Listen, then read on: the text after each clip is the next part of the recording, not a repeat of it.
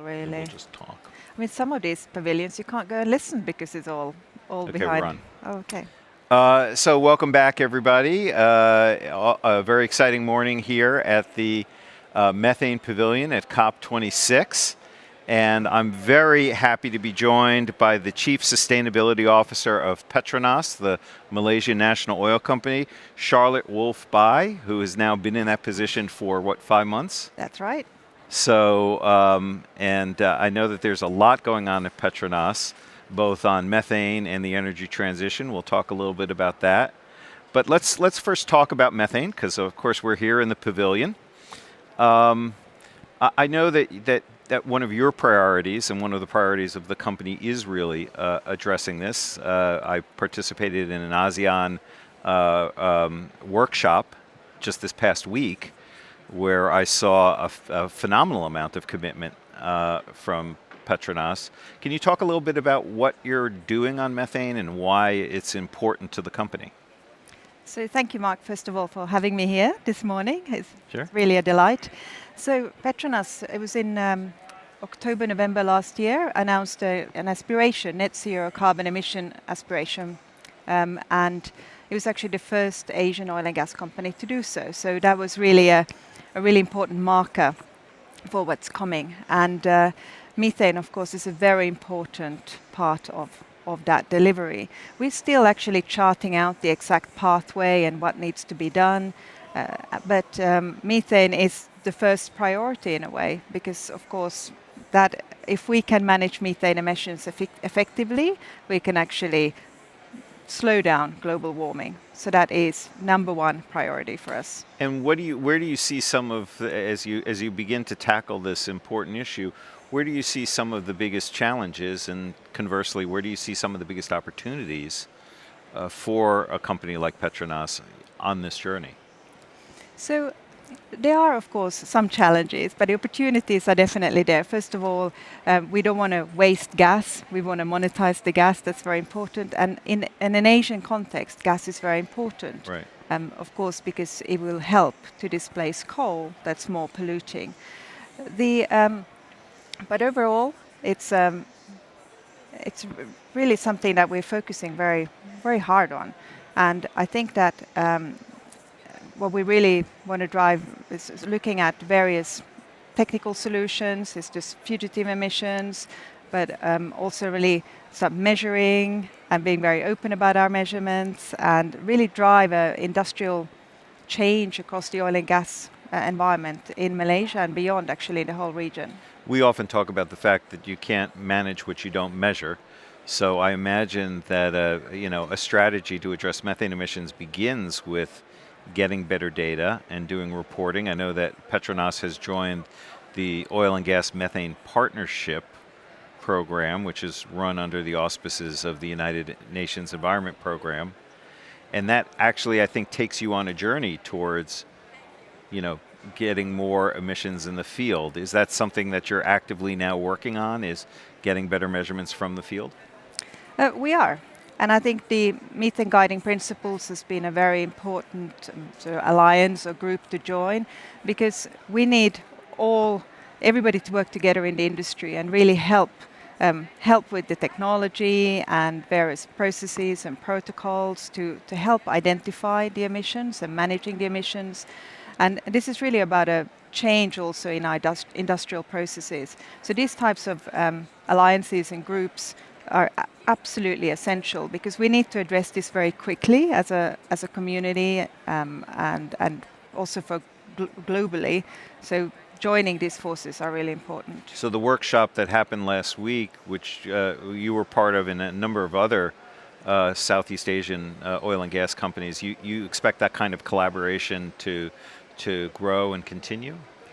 Absolutely. So it's something that Petronas was very keen to organize, and it was only a start. So we invited all the national oil companies in the ASEAN region to join.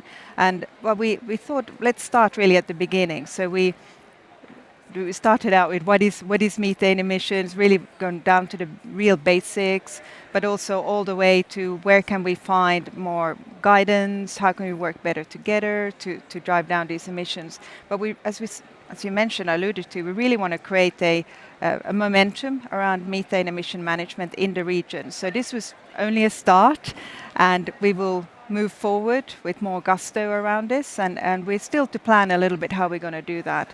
But really, really exciting to see so much momentum and engagement from the national oil companies in the region. So when everyone thinks about Asia and they think about natural gas, immediately LNG comes to mind, right? So much of the gas in the region moves by ship from point to point.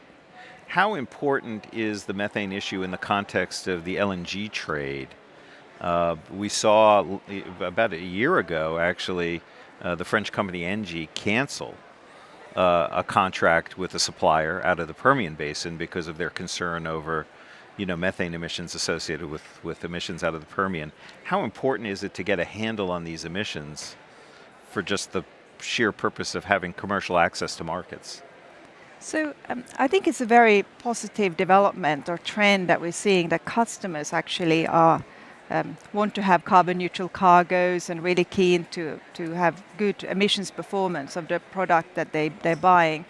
And of course here it's the whole sort of cradle to delivery that we need to be concerned of. So upstream emissions, really important to manage those effectively, but also of course transport and docking and all that, really important. But I would also say that it's also a healthy development because it will drive more investment into green offsets, which is also an important market to nurture, develop, and improve the quality of those offsets. So that's something we take quite a lot of pride in Petronas, actually, to also support that market. And of course, methane is incredibly important. It drives a quarter of the warming we're experiencing right now.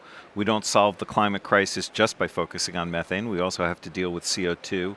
How is the company thinking about the overall challenge of energy transition and getting to net zero? Where are you on that journey? So Petronas, when it launched its aspiration for net zero carbon emissions by 2050, it's a big shift, because this means that the net zero notion of net zero now sits at the heart of strategy. So it really must inform all our decision making, what we do and how we do it, and also inform our capital allocation going forward, as well as how we funnel our innovation. So it's really, it will have a transformative effect actually on a company like Petronas. But equally so, it's very important that we don't do it in isolation, not from our value chain. We have thousands of companies relying on us actually.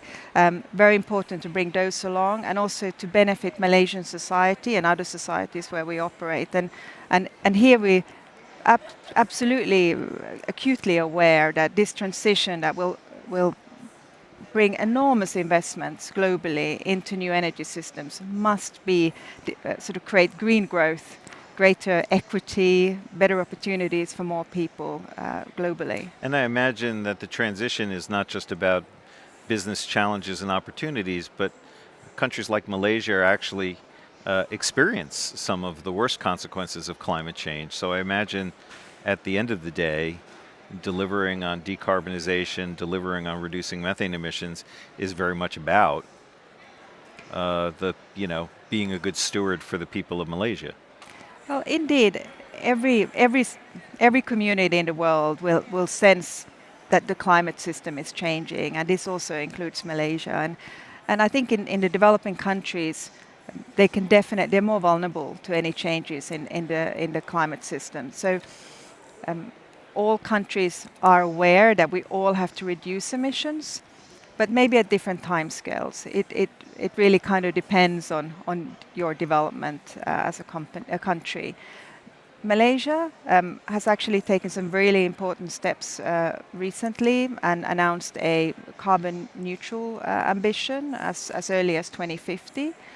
also mentioned that they're looking at developing a voluntary carbon market scheme and emission trading system and so on. So there's some really, really healthy developments in Malaysia and Malaysian society that we will be supporting.